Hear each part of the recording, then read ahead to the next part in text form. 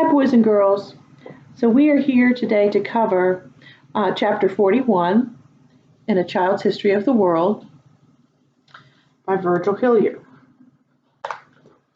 The title of our chapter this week is Barbarians Meet the Champions of the World. Now, of course, the champions of the world are the Romans because this is the end of the Roman Empire.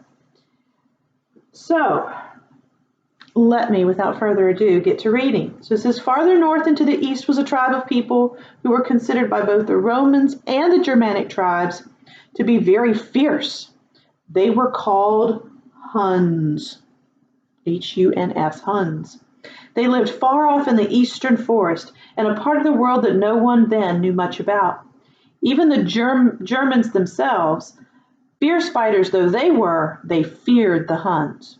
And it was chiefly because they were afraid of them and wanted to get away from them as far as they could that the Germans went over the borders into the Roman Empire. It was much easier to fight the Romans than to fight the Huns. The leader of the Huns was named Attila the Hun, A-T-T-I-L-A. He boasted that nothing ever grew again where his horse had trod. He and his Huns had conquered and laid waste the country all the way from the east almost to Paris. At last, a Roman Germanic army made a stand against them and fought a great battle at a place not so very far from Paris, a place called Chalons. Here we go. In 451 AD. The Germans fought desperately, they fought madly, and the Huns were beaten. It was lucky they were beaten. For if they had won, these wild barbarians might have conquered and ruled the world. So the Battle of Chalons 451 AD is written in history in capital letters and large figures. So let me give you some pictures of Attila. Now, what do we know about Attila? Attila the Hun. Well, what we know is that he was an excellent horseman and an excellent military leader. We know that he was short with a big head and a beard, but not a full beard. So I'll show you a couple pictures. Now this one is in a museum, so that one's kind of, so we don't know that this is what he would have looked like. I will show you some others.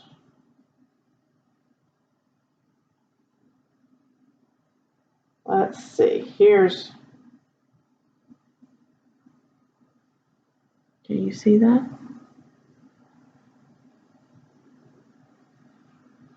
And people were terrified of Attila the Hun. Just terrified.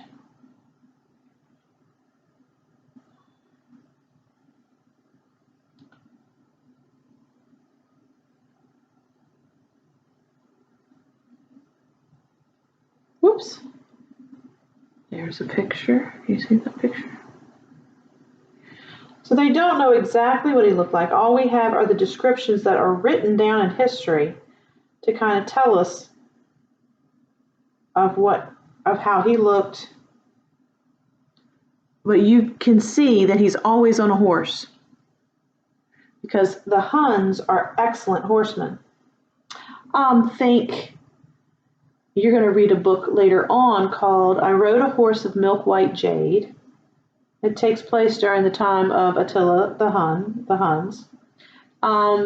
Think Mulan, same time period. If you've watched Disney, you kind of get an idea of how important the horses were to their warriors.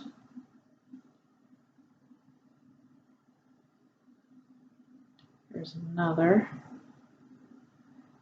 picture.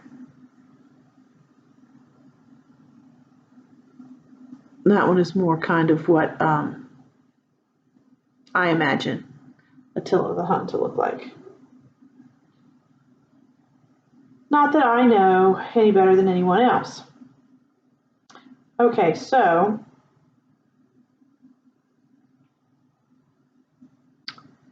and there are legends about him and his birds that they would land on. They would hunt for him.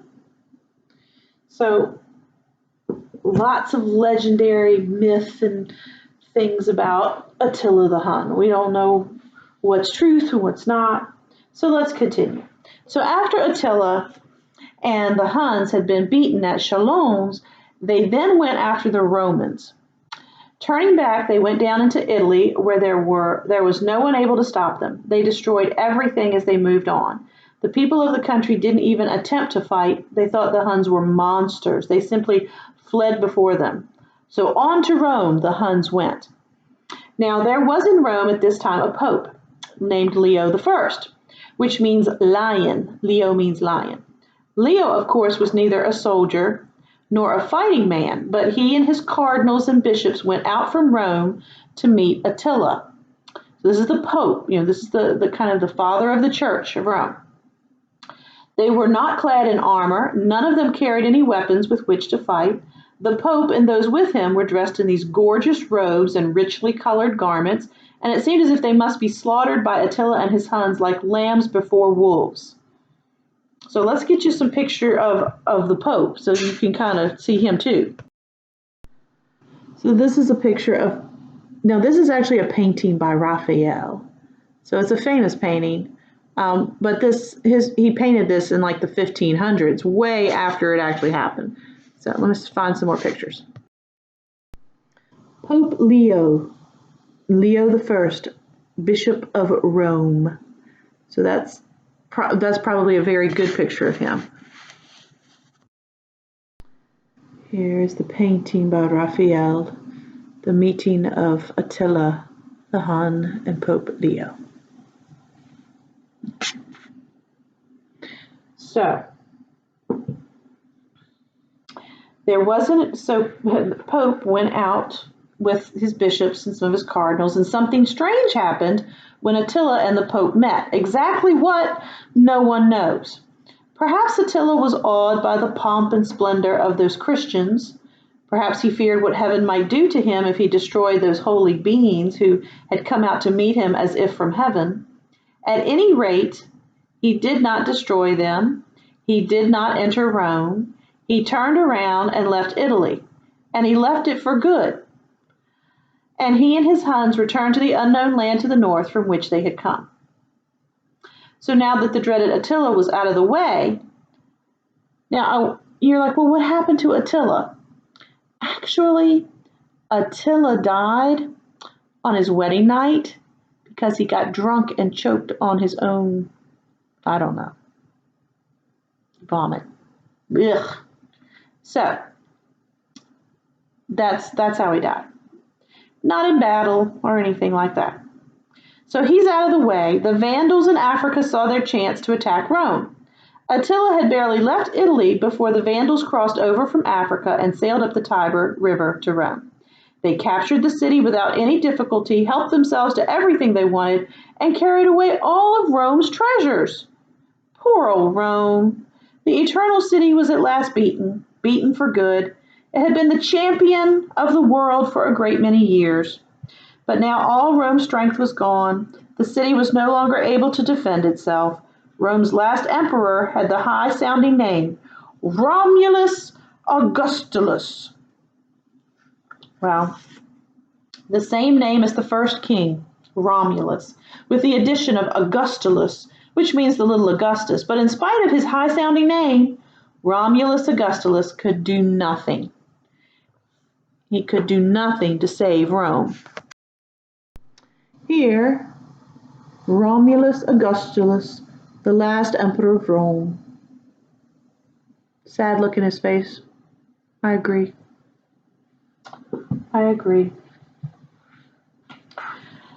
So it was in the year 476 that Rome was beaten. The western half of the empire, of which Rome had been the capital, broke up into pieces, and the pieces were ruled over by various Germanic rulers. Like Humpty Dumpty, Rome had a great fall, and all the king's horses and all the king's men couldn't put Rome back together again.